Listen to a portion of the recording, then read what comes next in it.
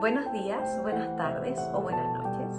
Mi nombre es Carolina Lizana y junto a mis compañeros Ian Puelle y María Jesús Bahamondes les damos la bienvenida a nuestro trabajo acerca del lenguaje y pensamiento.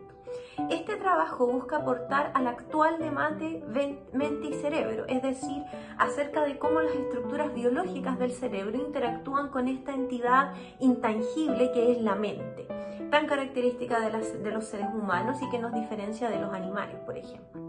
Para ello, este trabajo primero aborda los procesos cognitivos involucrados en el lenguaje y pensamiento, luego las patologías o trastornos relacionados a esta materia y por último las áreas del cerebro que interactúan en este procesamiento y construcción de nueva información.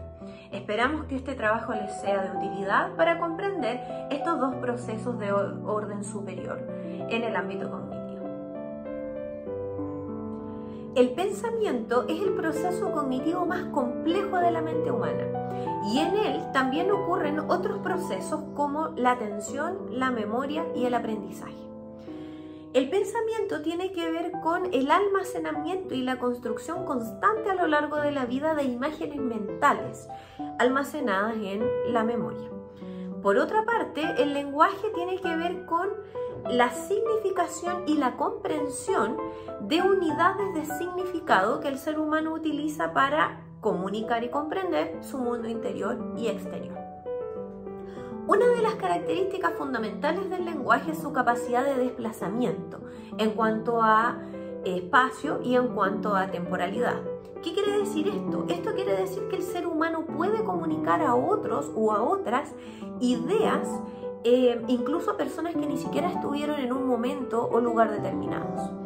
Esto es fundamental para el concepto de historicidad, para lo que hoy consideramos como verdad, porque si no es gracias al lenguaje, ¿de qué otra manera podríamos tener nociones acerca de antiguas civilizaciones, por ejemplo, o acerca de conceptos que hoy están tan naturalizados y tan aceptados como verdaderos?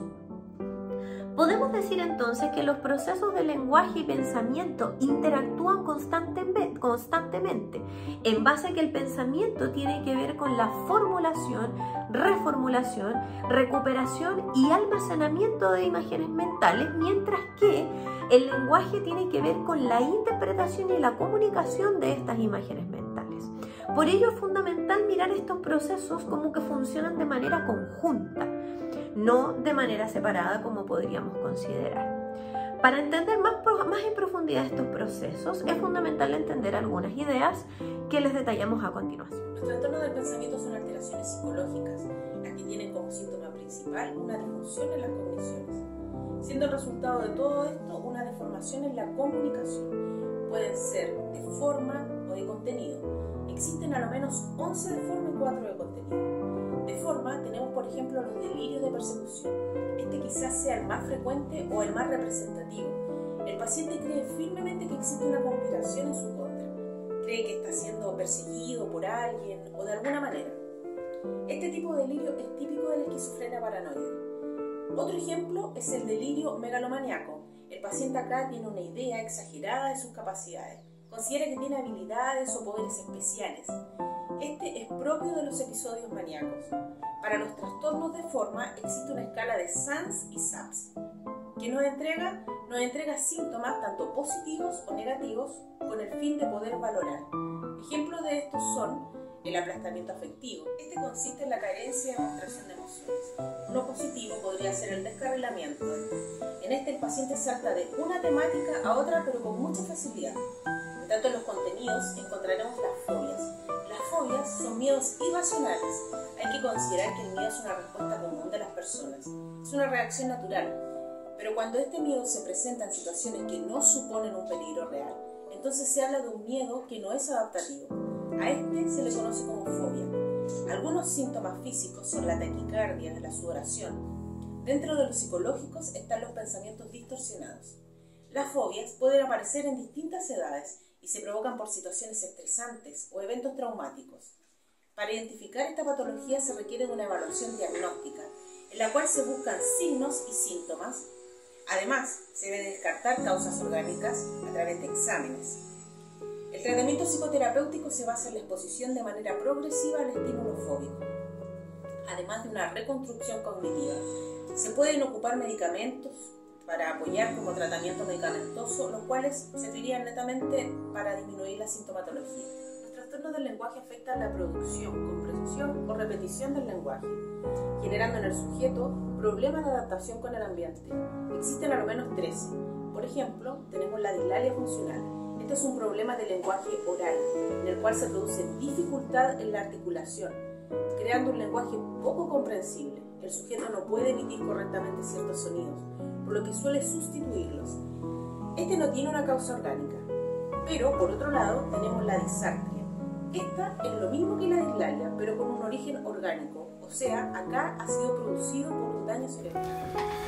Sumado a lo mencionado anteriormente por mis compañeras, es que surge la duda de qué partes del cerebro se ven estimuladas al momento de recepcionar un estímulo y generar una respuesta. En este caso, el pensamiento y el lenguaje. Ante esta duda, científicos de la Universidad de Berkeley desarrollaron un experimento con pacientes que iban a ser sometidos a una operación de cerebro para poder escanear cuáles partes de este se veían activadas al momento de verse sometidas a un estímulo más complejo versus uno más simple. El estímulo simple fueron aquellos pacientes los que se vieron sometidos a estímulos tanto verbales como auditivos. De esta forma se observó que la corteza prefrontal fue la encargada de coordinar la actividad para ayudarnos a poder expresar respuestas tales como el lenguaje. Sumado a la activación de áreas específicas del cerebro encargadas de identificar y definir los estímulos auditivos y visuales, siendo estas las sensoriales y prefrontales las cuales buscaban extraer la información del estímulo al que fue expuesto finalmente para poder ser activada la corteza motora. Principalmente en las respuestas menos complejas, uno de los hallazgos destacados es que durante el medio segundo que duró el proceso de estímulo y respuesta, la corteza prefrontal estuvo constantemente activa. Con respecto a los estímulos más complejos, los pacientes al momento de verse expuestos a estímulos que tuvieron un grado mayor de complejidad, los cuales consistían en buscar estímulos para palabras previamente establecidas, es en este punto en donde la duración del proceso de respuesta cambia aumentando significativamente. De igual forma, el área prefrontal del cerebro se vio activada reclutando a otras áreas tales como las de las redes de la memoria, donde el hipotálamo juega un papel fundamental.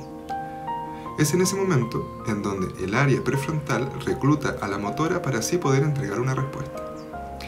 Estos resultados son concordantes con los estudios realizados en primates y humanos por diversos científicos a lo largo de las décadas. Para concluir, este trabajo tuvo como objetivo principal aportar a la comprensión del actual debate acerca de cómo interactúan los procesos cognitivos del lenguaje y pensamiento. Para ello, se abordaron los principales procesos cognitivos involucrados. Luego se exploraron los principales trastornos, síntomas relacionados y finalmente se indagó en qué partes del cerebro interactúan en el pensamiento y en el lenguaje y en la elaboración de una respuesta.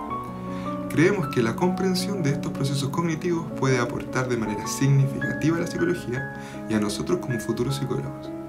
La importancia del lenguaje es tan evidente actualmente que a modo de ejemplo basta observar cómo la comunidad LGBTIQA+ está incrementando alrededor del mundo buscando unidades que les permitan expresar con mayor precisión su propia identidad. Así, queridos compañeros y compañeras, quería dejarles una duda. ¿Alguna vez han sentido que el lenguaje no les ha alcanzado a expresar lo que sienten o al revés? Bueno, es en ese momento en donde surgen las palabras nuevas. Si pudiesen ustedes crear una palabra, ¿cuál palabra sería y qué significado tendría? Saludos, espero que estén todos muy bien.